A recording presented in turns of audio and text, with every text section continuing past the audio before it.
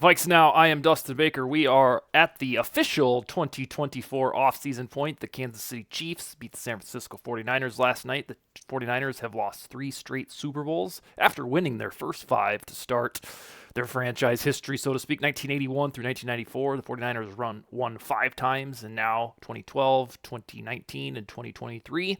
They've lost 3 in a row. Tough luck, but we're here to talk about the Vikings offseason, and what I want to do in the next 15 minutes or so is go through the burning questions by position. Each position, quarterback, running back, wide receiver, yada yada. They all have all right. So what's the big thing on this roster spot? So it's a rarity that I'm alone these days. Hopefully you enjoy the content that's coming out from our guests and our featured hosts. But I'm gonna walk through these by myself, and feel free to agree or disagree. Put that shit in the comments. We can go from there. The first, and I've talked about this a lot, the almighty domino, number one, is the quarterback. And the most interesting burning question is, who the hell is it going to be? Usually, in the last 6 seasons, it's a foregone conclusion that Kirk Cousins is going to stay. Maybe a couple websites and podcasts that speculate, hey, he could go to the 49ers, baby, and then it never happens. But this offseason is different. There is tangible mystery about whether or not Kirk Cousins is back, and we should learn in the next 2.5 weeks if he is extended for a year, 2 or 3, or if the Vikings say, you know what, homie, you're too expensive. We are drafting our quarterback of the future. I think that's what they would have to do, even if they needed a stupid patch over quarterback. I say if you're going to do a patch over quarterback, you've got Nick Mullins at home. Trade up the board and draft Drake May or Jaden Daniels, and then probably just let that guy start week 1. That's what this guy would do. But above all else, if it feels like Kirk Cousins is dominating the Vikings offseason cycle, well, that's for good reason, because the offseason doesn't stop, but starts with the Cousins, whether or not the free agency, if he comes back for a couple years or he hits the open market. This guy is on record recommending, if it were me, I would let Cousins walk. Let him go quarterback the Steelers, Falcons, or Patriots, and then the Vikings, in my estimation, should push their chips in the middle of the table, and whichever guy they have identified that they love, Drake May, hopefully, or Jaden Daniels, trade up the board. It really doesn't matter how many picks you give up, because by the time he's ruled, let's say it's Drake May, once you've determined that, hey, this guy's a franchise quarterback, you're not going to look back and say, whoa, God, we gave up 4 draft picks for that guy. Conversely, if he sucks, by the time we've decided that or realized that after 3 or 4 years, the draft picks will be back and you'll be starting fresh anyway. But I've flip-flopped on a prediction. I think I've said on the show a couple times, I've changed my mind. But I am standing with this. I do believe the Vikings will move on from Cousins. I think there are too many hints. One thing that I was talking about with Cole Smith, who writes for Purple PTSD in Vikings territory, really struck a chord with me. If the Vikings were skittish about extending Cousins last offseason, they didn't do it. Now we have another year of sample, and he is older, and he tore his Achilles. So if they didn't do it last year, would they suddenly do it now when he has 2 more strikes against him? That really struck a chord with me. Thanks, Cole Smith, for that. He's been on the show a couple times. But yes, the biggest one, and it's probably the one we're going to spend the most time talking about just now, was the quarterback. Who will it be? At running back, it is, do they need more juice? The Vikings don't have a quantity problem at running back. They have a quality or scheme problem. The running game has ranked 27th per DVOA in back-to-back seasons. Even after the Vikings said, hey, we're going to improve it last offseason, they did not. Arguably, they regressed. Right now, they have Ty Chandler, Alexander Madison, Kene Nwangwu, Dwayne McBride, and Myles Gaskin, all under contract for 2024. But the question is, do they need to get a more verifiable, productive asset like Josh Jacobs or DeAndre Swift or Zach Moss? Those are free agents. Or do they spend a draft pick on somebody that's not just a throwaway 6th or 7th rounder, because that didn't work for Dwayne McBride? Do they look at Trey Benson from Florida State, Braylon Allen from Wisconsin? Do they say, hey, we're going to put some juice into this for the draft and get our guy? So that's the big one about running back is, are they going to just say, you know what, We have all these guys under contract. Let's make it work. We shall see on the personnel. Our wide receiver, aside from the very obvious, when does Justin Jefferson get his extension? I think it's a no-brainer that hopefully soon gets done, is who is the WR3? You have Brandon Powell, who is a free agent, so is KJ Osborne. I do not believe Osborne will be back. I think he can get a decent contract from another team and start fresh. Brandon Powell, I don't know if he is a true blue WR3, maybe if he got the target load. But then this is the question. Do they just say, you know what, we have Jalen Nailor, and this year he's going to stay healthy? Jalen Nailor had a golden opportunity with Jefferson's injury to step up and be a WR3, but he was also hurt, so we don't know. But the most important wide receiver question, aside from Jefferson's extension when it'll happen, is who will be the WR3? Because right now we really don't know. Normally we say, hey, that's KJ Osborne, and he's a free agent, so that one is up in the air, the identity of the WR3. At tight end, TJ Hawkinson. I think we're going to spend the next 7 months trying to figure out if TJ Hawkinson hits the PUP list to start the season, or if he has one of those sweet-ass, like Adrian Peterson recoveries where he's ready by week 1 and, the rest of the story writes itself. But the question at tight end is, do they need an extra body due to the Hawkinson injury? They have Josh Oliver under contract. Johnny Munt will probably be back in free agency, and fan favorite Nick Muse, I think, will be signed back. But is that enough? None of those guys, combined or separate, are going to be as good as Hawkinson, and the way we've grown accustomed to living is Hawkinson being semi-dominant in the middle of the field. So do the Vikings spend an extra free agent morsel of cash on a free agent tight end to tide them over until Hawkinson's return? Or do they just say, you know what, we got Josh Oliver, and we're going to have Munt and Muse? That's the tight end question. Offensive line is fascinating, and I like where the offensive line is at because it was pretty darn good in 2023. It started off, it kind of tailed off towards the end, but the question on offensive line is, the Vikings say, you know what, we're going to do continuity again? Right now, you have Ryan O'Neal at right tackle, at right guard, Ed Ingram, who played quite well from the week 4 on. Center Garrett Bradbury, he's always a big question mark. The team could move on from him pretty easily financially.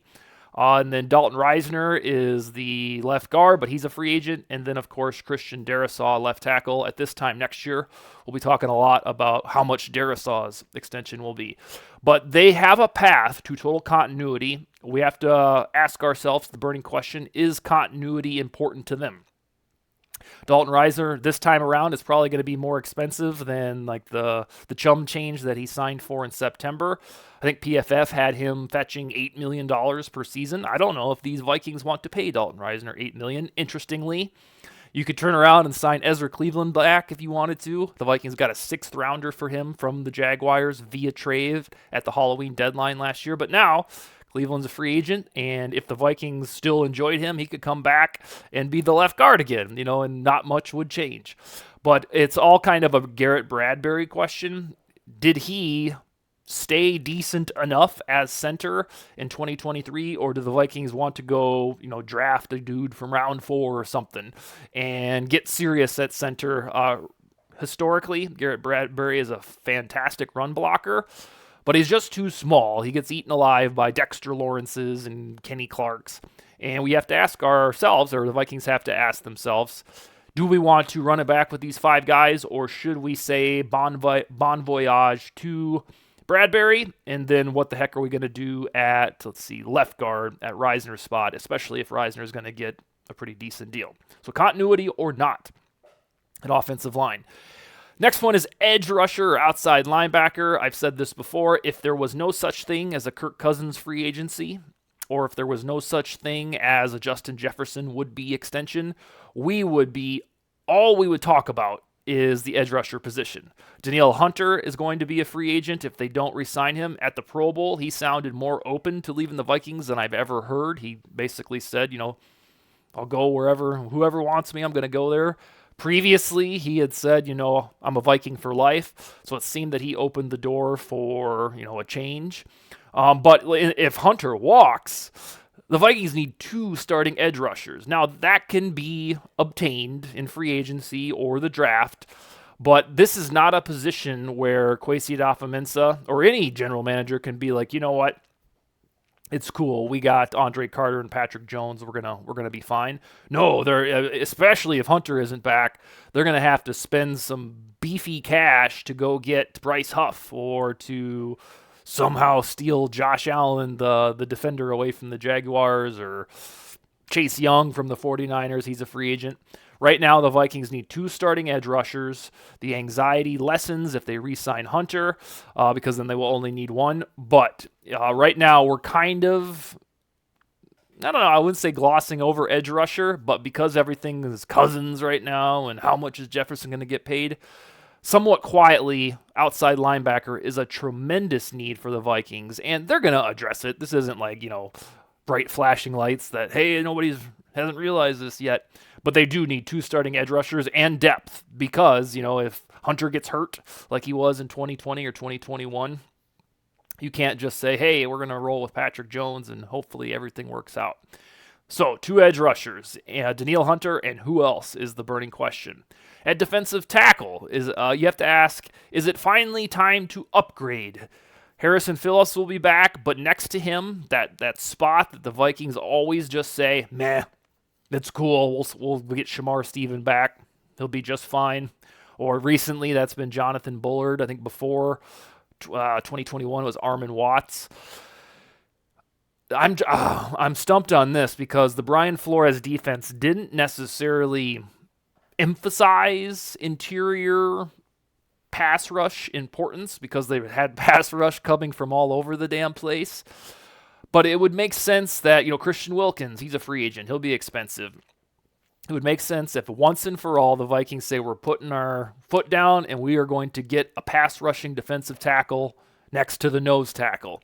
There are some guys in the draft that, Jerzon Newton from Illinois, Byron Murphy, the other Byron Murphy at Texas. There are some good defensive tackles and then a couple out on the free agent market. But we're going to ask ourselves as the burning question, are we sick of just getting a turnstile or a placeholder, a guy? Do they want to get good at defensive tackle? It seems that general managers, a lot of them enjoy that, and it would be neat if the Vikings get in on the trend, so to speak.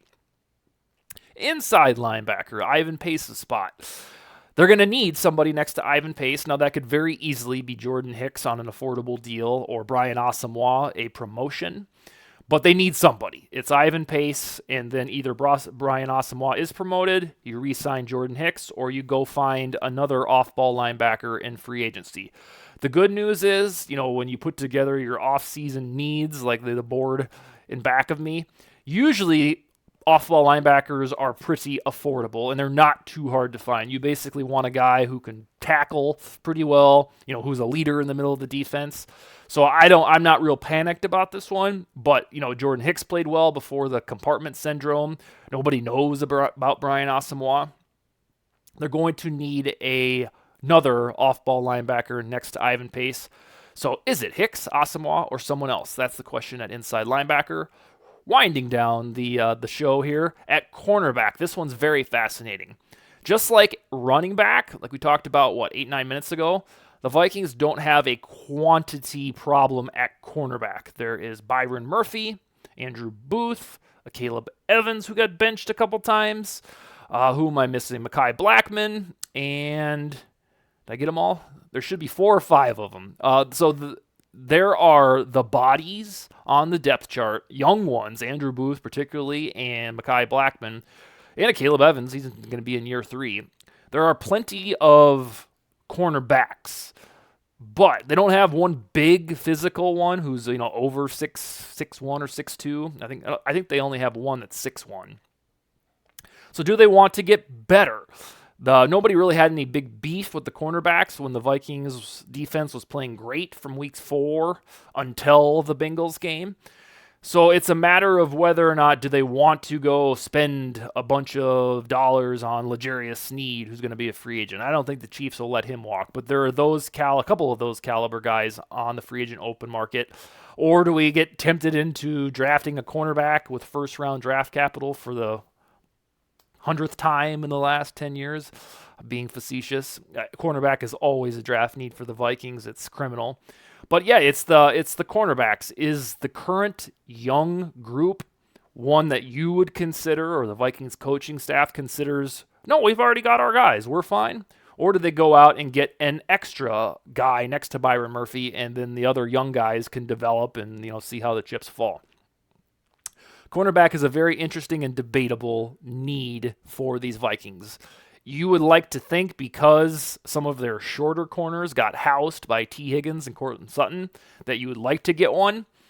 But they're, the Andrew Booth and Mekhi Blackman are also really young, and they could, break out next year. So cornerback, circle that one. And then rounding out the defense, Harrison Smith, safety position. Does he retire? I don't have any anxiety about safety on the whole, because Lewis Seen needs snaps. Josh Metellus was a fringe Pro Bowler. Cameron Bynum was a stud. Theo Jackson will probably be back. They've got all kinds of safeties. So it's whether or not you bring Harrison Smith back, or does Harrison Smith retire? Do they tell him to take a pay cut? He says, screw you, I'm going to go play for the Chiefs or something like that. So it's not, I don't really have any qualms about the personnel at safety, nor should you. But the big burning question is, does Harrison Smith retire? And then finally, the 11th burning question of the episode and the offseason is kicker. I said after last season, 2022, that Greg Joseph, yeah, he was cold-blooded. He hit kicks when you need him the most. As a cynical Vikings fan, we'll take it. But other than the game-winning kicks, Greg Joseph was a bottom 5 kicker in 2022. Fast forward to 2023, per field goal percentage, he was a bottom 5 kicker once again. Hit a couple clutch kicks. I'm convinced that you should shoot for the stars at kicker and then find somebody. Was it Will Reichard from Alabama? You could draft him, the 6th or 7th rounder. I am remaining where I was at last year's offseason. I think that they can upgrade at kicker. You tried to give Joseph the benefit of the doubt.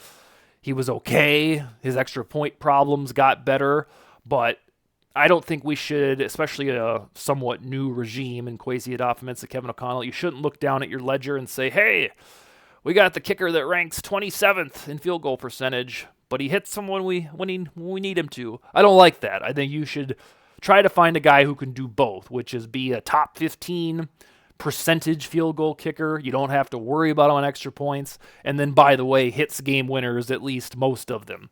So the question is whether or not the Vikings convince themselves that Greg Joseph is good enough for another season. At least you'd have continuity if you bring him back. But this guy endorses a new kicker, probably a rookie with a big leg, something fun like that. All right, we'll be back later this week with a multitude of guests. Eli Corbett, you've probably seen his work on social media. He builds a bunch of sweet-ass graphics for the Vikings and other teams. He's going to join Wednesday with Josh Fry and I, and then we're working on some other guests. I think Harrison Phillips will join before the end of February. That will be pretty sweet. But that's all I got for today. Skol, baby.